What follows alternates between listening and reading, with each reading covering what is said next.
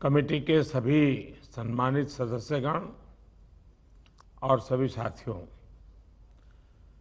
गुरु तेग बहादुर जी के 400वें प्रकाश पर्व का ये अवसर एक आध्यात्मिक सौभाग्य भी है और एक राष्ट्रीय कर्तव्य भी है।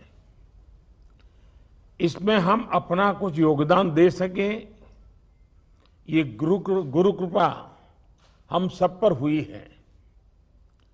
मुझे खुशी है कि हम सब देश के सभी नागरिकों को साथ लेकर के अपने इन प्रयासों को आगे बढ़ा रहे हैं। अब यहाँ गृह मंत्री जी ने नेशनल इम्प्लीमेंटेशन कमेटी के अध्यक्ष के तौर पर कमेटी के विचारों को हमारे सामने प्रस्तुत किया। जो भी सुझाव आए थे उसको रखा गया था। प्रेजेंटेशन में भी पूरे साल के कार्य योजना के संबंध में एक लचीली रूपरेखा थी, जिसमें काफी सुधार की भी संभावनाएं हैं, नए नए विचारों की भी संभावनाएं हैं। आप सदस्यों की ओर से भी बहुत ही बहुमूल्य सुझाव मिले हैं, बहुत मौलिक सुझाव मिले हैं। और ये बात सही है कि एक अंतर्राष्ट्रीय स्तर पर हमने इस अवसर का लाभ लेते हुए हमारे देश का जो मूल चिंतन है उसको लोगों तक पहुंचाने का ये हमारे लिए बहुत बड़ा अवसर है। वैसे ही समिति में आज यहाँ पर बहुत बड़ी मात्रा में सभी माननीय सदस्य हैं।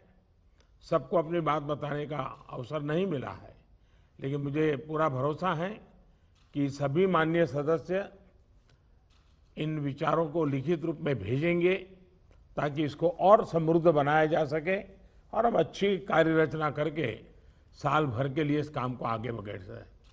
साथियों, बीती 4 शताब्दियों में भारत का कोई भी कालखंड, कोई भी दौर ऐसा नहीं रहा जिसकी कल्पना हम गुरु तेग बहादुर जी के प्रभाव के बिना कर सकते हो।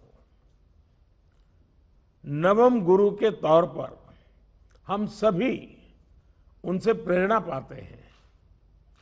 आप सभी उनके जीवन के पड़ावों से परिचित हैं, लेकिन देश की नई पीढ़ी को इनके बारे में जानना, उन्हें समझना भी उतना ही जरूरी है। साथियों, गुरु नानक देव जी से लेकर गुरु तेग बहादुर जी और पूरी गुरु गोविंद सिंह जी तक हमारी सिख गुरु परंपरा अपने आप में एक संपूर्ण जीवन दर्शन रही है। ये सौभाग्य है कि गुरु नानक देव जी का 550वां प्रकाश पर्व, गुरु तेग बहादुर जी की 400वीं जयंती और गुरु गोविंद सिंह जी का 350वां प्रकाश पर्व मनाने का अवसर हमारी सरकार को मिला है।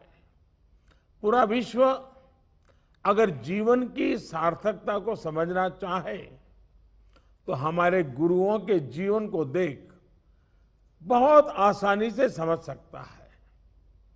उनके जीवन में उच्चतम त्याग भी था, तितिक्षा भी थी। उनके जीवन में ज्ञान का प्रकाश भी था, आध्यात्मिक ऊंचाई भी थी। साथियों, गुरु तेग बहादुर जी ने कहा है, सुखु दुखु दोनों सम करी जाने और मानु अपमान। अर्थात सुख दुख मान अपमान इन सब में एक जैसा रहते हुए हमें अपना जीवन जीना चाहिए। उन्होंने जीवन के उद्देश्य भी बताए हैं, उसका मार्ग भी दिखाया है। उन्होंने हमें राष्ट्र सेवा के साथ ही जीव सेवा का मार्ग दिखाया है। उन्होंने समानता, समरसता और त्याग का मंत्र हमें दिया है। इन्हीं मंत्रों को खुद जीना और जन जन तक पहुंचाना, ये हम सबका कर्तव्य है। साथियों, जैसी यहां चर्चा भी हुई, 400वें प्रकाश पर्व पर सब साल भर पूरे देश में आयोजन होने चाहिए और विश्व में भी हमें अधिकतम लोगों तक पहुंचने का प्रयास करना चाहिए। सिख परंपरा से जुड़े जो भी तीर्थ स्थान हैं, जो श्रद्धा स्थल हैं, वो इन गतिविधियों को और ऊर्जा देंगे। गुरु तेग बहादुर जी के शब्द, उनके रागों का भजन, उनसे जुड़ा साहित्य, सांस्कृतिक कार्यक्रम, ये जन जन को प्रेरणा देंगे। इसमें डिजिटल टेक्नोलॉजी का उपयोग होने में और उससे ये संदेश पूरे विश्व में नई पीढ़ी तक आसानी से पहुंच पाएगा। और मुझे खुशी है कि आज अधिकतम सदस्यों ने ये डिजिटल टेक्नोलॉजी का मैक्सिमम उपयोग करने के सुझाव रखे हैं। ये अपने आप में बदलते हुए भारत की तस्वीर भी है। हम सभी इन सभी प्रयासों में हमें ज्यादा से ज्यादा लोगों को अपने साथ जोड़ना है। साथियों, इस पूरे आयोजन में हमें गुरु तेग बहादुर जी के जीवन और शिक्षाओं के साथ ही समूची गुरु परंपरा को भी विश्व तक लेकर के जाना चाहिए। किस तरह पूरी दुनिया में आज सिख समुदाय के लोग और हमारे गुरुओं के हम सब करोड़ों अनुयायी उनके पद चिन्हों पर चल रहे हैं। कैसे सिख समाज सेवा के इतने बड़े बड़े काम कर रहा है, कैसे हमारे गुरुद्वारे मानव सेवा के जागृत केंद्र हैं। ये संदेश हम अगर पूरे विश्व तक लेकर जाएंगे तो हम मानवता को बहुत बड़ी प्रेरणा दे सकेंगे। मैं चाहूंगा कि इस पर शोध करके इसे डॉक्यूमेंटेड भी किया जाए। हमारे ये प्रयास आने वाली पीढ़ियों का भी पथ प्रदर्शन करेंगे। यही गुरु तेग बहादुर जी समेत सभी गुरुओं के चरणों में हम सबकी श्रद्धांजलि होगी, एक प्रकार से कार्यांजलि भी होगी।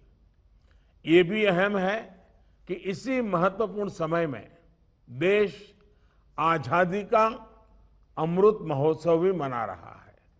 हमारी आजादी को 75 वर्ष हो रहे हैं। मुझे विश्वास है गुरु आशीर्वाद से हम अपने हर आयोजनों में जरूर सफल होंगे। आप सबके उत्तम सुझावों के लिए मैं आपका बहुत आभारी हूं और आने वाले समय में भी आपका सक्रिय सहयोग इस महान परंपरा को आने वाली पीढ़ियों तक ले जाने में बहुत बड़ा योगदान देगी। मैं इस पावन पर्व में गुरुओं के सेवा का जो हमें सौभाग्य मिला है, ये हम सबका गौरव है। इन्हीं शुभकामनाओं के साथ मैं आप सबको भी बहुत बहुत धन्यवाद देता हूं।